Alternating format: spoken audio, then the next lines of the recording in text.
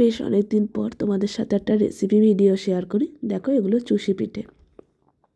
কড়াইতে গরম জল করে নিয়ে তার মধ্যে একটু নুন দিয়ে আর চালের গুঁড়ো দিয়ে এরকম কাই খুলে নিতে হবে। তারপরে চুষি পিঠে বানাতে হবে হাতে চুষি কেটে।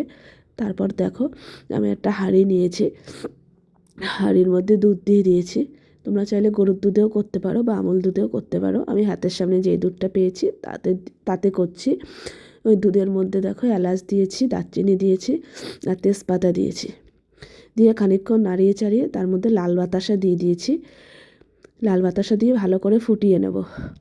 আর ওর মধ্যে খানিকটা চিনিও দেবো, তোমরা চাইলে গুঁড়ো দিতে পারো, আমি গুড়টা দিইনি, চিনি দিয়ে দেবো।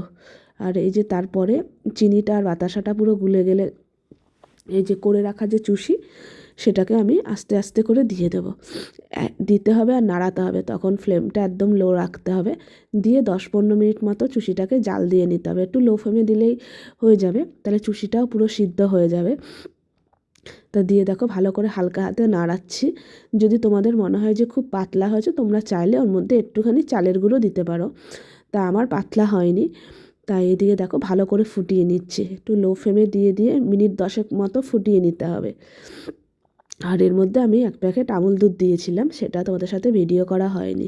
এই দেখো এরকম ঘন অবস্থায়, আবার চুষিটা না একটু হালকা অবস্থায় নামিয়ে রাখতে হবে ঝোলটা, কারণ পরে বসে গেলে, ঠান্ডা হয়ে গেলে এরকম বসে যাবে।